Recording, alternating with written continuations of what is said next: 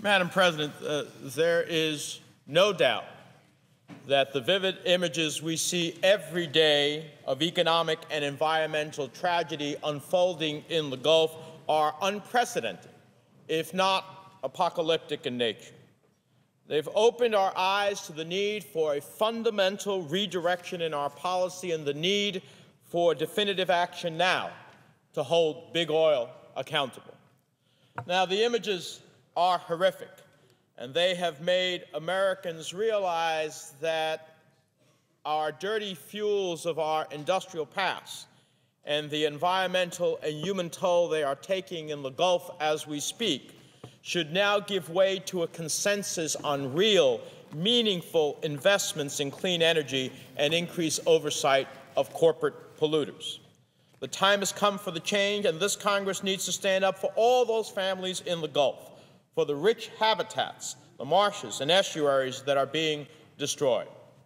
The time has come to make the big polluters pay, but the time has also come to look ahead and plan for a smarter, greener, safer, cleaner future. No one can look at what's happening in the Gulf and think we should not call big oil to task. No one can look at the images of brown pelicans drowning in a tide of crude oil and not wonder how to stop it, and at the same time how to move to a comprehensive energy policy in this country that will take us beyond our reliance on fossil fuels and towards clean energy independence.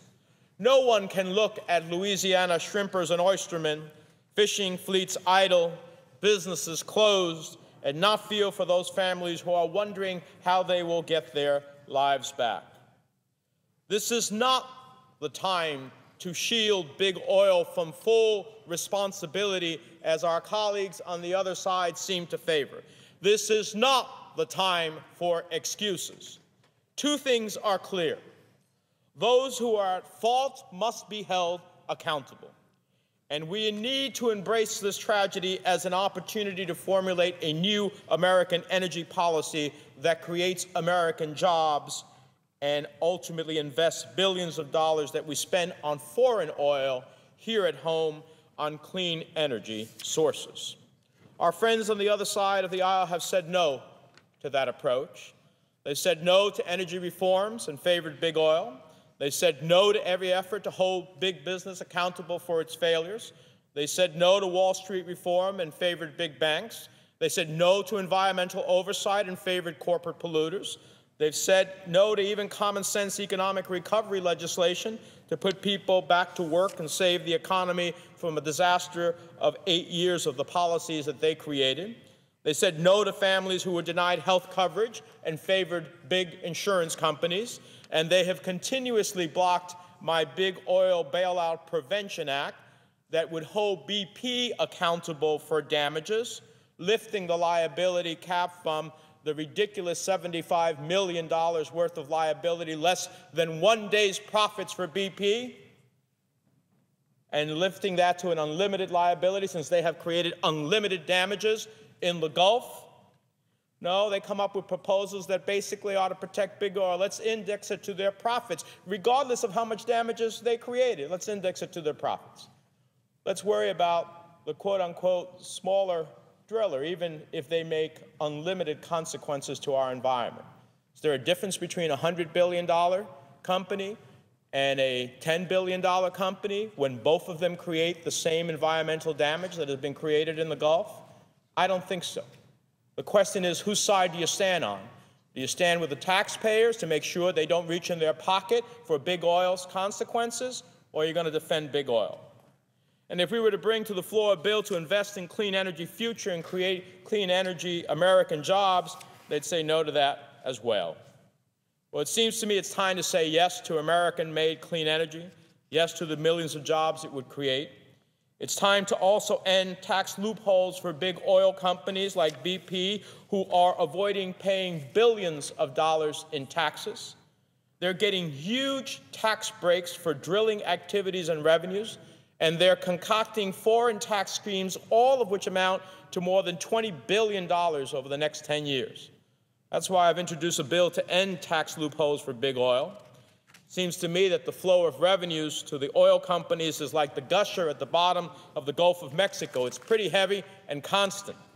There's no valid reason for these multi-billion-dollar international corporations to shortchange the American taxpayer. They certainly aren't using the extra money they get from exploiting tax loopholes to bring down the price of a gallon of gasoline for New Jersey families. And unlike the gusher in the Gulf, we can fill these loopholes and shut them down quickly and permanently if we pass this legislation. But my colleagues on the other side continue to say no to common sense reforms. We could use the billions of dollars in giveaways to big oil for an alternative fuel program. We need to look at the economic potential for modern, safe, renewable energy rather than to take the risk of another environmental and economic disaster.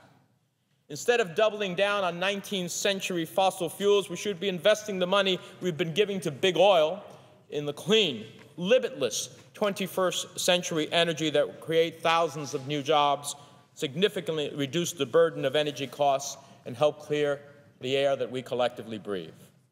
It's time we close those loopholes and move forward on alternative fuels and embrace the future rather than cling to the ways of the past and pay the oil companies to continue those ways of the past. Specifically, the legislation I've introduced recoups royalties that oil companies avoided paying for oil and gas production on public lands. It prevents big oil from manipulating the rules on foreign taxes to avoid paying full corporate taxes here in the United States. It ends tax deductions and giveaways to big oil, like deductions for classifying oil production as manufacturing, deductions for the depletion of oil and gas through drilling, and deductions for the cost of preparing to drill. That's right, big oil actually gets a deduction for preparing to drill. Among other provisions, it recoups royalty revenue with an excise tax on oil and gas produced on federal lands and on the outer continental shelf to pay back taxpayers for contract loopholes. That would save an estimated $5.3 billion. It ends big oil's abuse of foreign tax credits, saving another $8 billion. And while the Closed Big Oil Tax Loopholes Act stops giving big oil tax breaks, it protects refineries and oil companies with yearly revenues of less than $100 million and lets them retain certain tax credits and deductions. It repeals big oil's expensing of drilling costs. In the President's budget, this saved $10.9 billion, but we're exempting smaller companies that would lower that estimate. And it repeals big oil's depletion allowance for oil and gas wells, estimated to save $9.6 billion. It's time to close these big tax oil loopholes. Time to stem the flow of revenue to the oil companies and invest in smart alternative fuels for the future. The fact is, oil companies make up 4 of the top 10 spots on the Fortune 100 list of the largest corporations.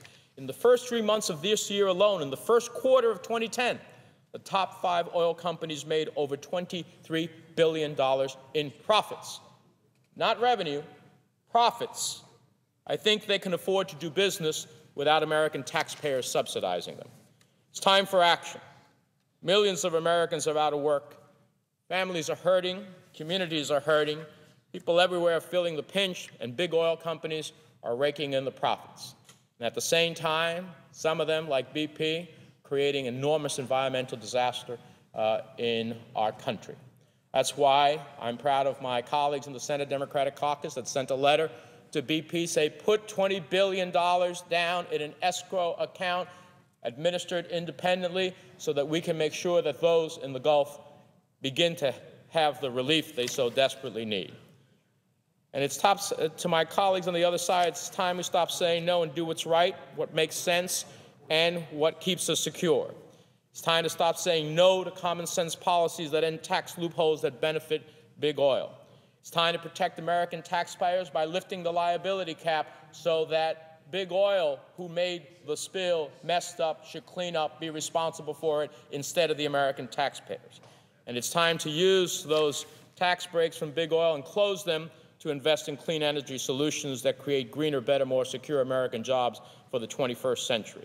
It's time to hold big oil accountable and invest in the future. That's our choices, and I hope we'll make the right ones. With that, Madam President, I yield the floor.